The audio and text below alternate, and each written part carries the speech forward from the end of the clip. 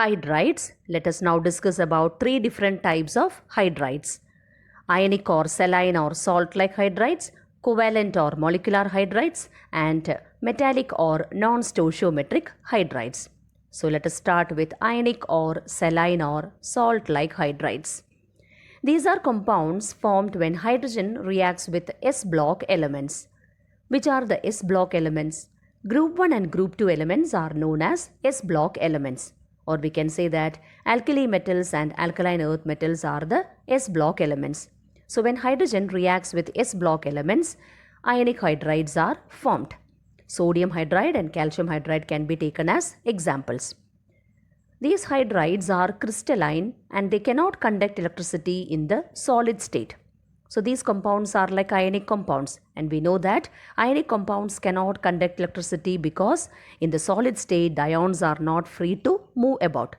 In a similar way here, ionic hydrides also cannot conduct electricity in the solid state. But consider these compounds in the molten state or in the form of a melt. In the form of a melt, they can conduct electricity. For example, if we consider sodium hydride, from which we can get hydride ions H-.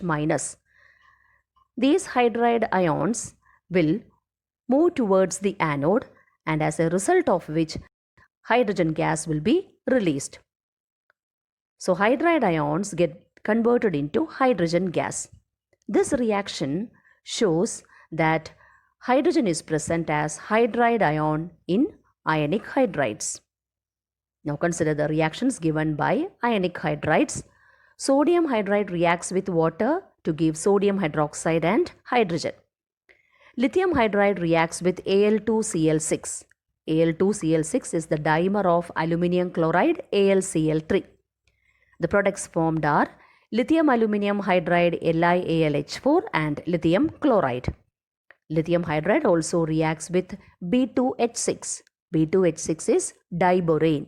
The product formed is lithium borohydride. So these two reactions shows that ionic hydrides can be used in the preparation of reducing agents like lithium aluminium hydride and lithium borohydride. Covalent or molecular hydrides, there are three different types of molecular hydrides: electron deficient, electron precise, and electron rich hydrides. So let us first discuss about electron deficient hydrides. These are hydrides formed when hydrogen reacts with group 13 elements. Which are the group 13 elements? Boron, aluminium, gallium, indium, thallium. For example, when boron reacts with hydrogen, we get boron hydride BH3. Now why this is called as electron deficient hydride? For that, consider BH3, the central atom is boron. After bond formation, it has 6 electrons around it. So it is electron deficient.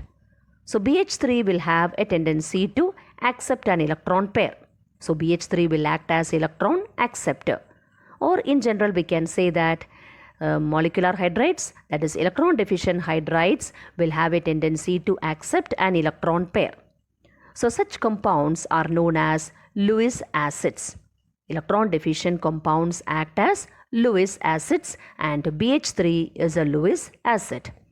Now consider electron precise hydrides. These are compounds formed when hydrogen reacts with group 14 elements. Group 14 elements are carbon, silicon, germanium, tin, lead. So when carbon reacts with hydrogen, we get methane CH4. It is an electron precise hydride. It is because in CH4, carbon has exactly 8 electrons around it. So that is why it is considered as an electron precise compound. And what is the geometry? It is tetrahedral.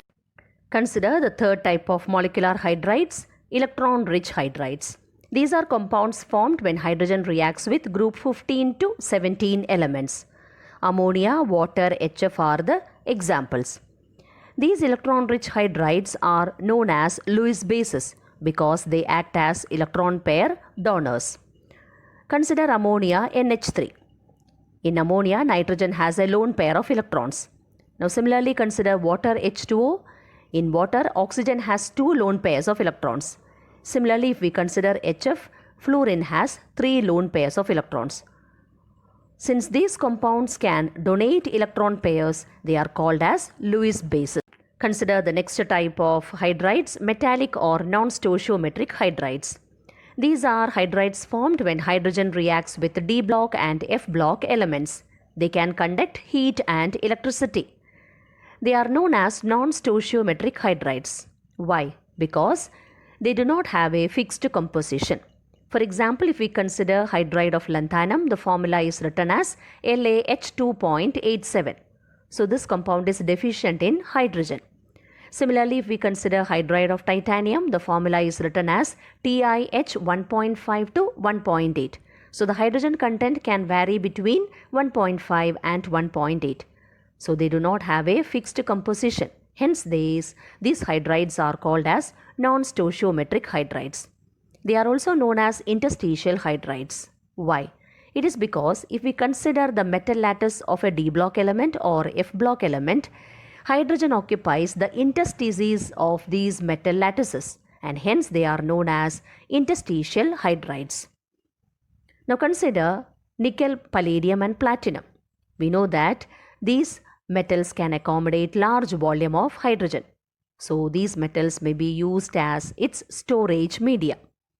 Now consider transition metals like again nickel, palladium, platinum. They can absorb hydrogen. So it is because of this reason that they are used in hydrogenation reactions. Let us now discuss about water. We shall start with structure of water. You have studied in detail about structure of water in chemical bonding. You know that in water the central atom is oxygen and this oxygen is under sp3 hybridized state. So there will be lone pair, bond pair as well as bond pair repulsion. As a result of all these repulsions, the bond angle is found to be 104.5 degree. Therefore, the molecule water is bend-shaped or V-shaped. It is also a polar molecule. Oxygen forms the negative end and hydrogen forms the positive end. Now, another information regarding water molecule. In the liquid state, water molecules are highly associated. And how are these molecules associated? By intermolecular hydrogen bonds. Hydrogen bonds will be formed between hydrogen of one water molecule with the oxygen atom of the next water molecule. So there will be intermolecular hydrogen bonding and as a result of this water molecules will be highly associated in the liquid state. Let us now discuss about another information regarding structure of water. Consider crystalline form of water, which is ice. Ice exists in two forms, hexagonal and cubic form. At low pressure, ice exists in hexagonal form and at low temperature, ice exists in cubic form. We know that ice is less dense than water. So this is the reason why ice floats over water. Now another information. Survival of aquatic life during winter season is due to the fact that ice provides thermal insulation. Now let us now consider about ice. Ice has three-dimensional hydrogen bonded structure. Here in this structure, each oxygen atom is surrounded tetrahedrally by four other oxygen atoms. And hydrogen bonding gives open type structures with holes.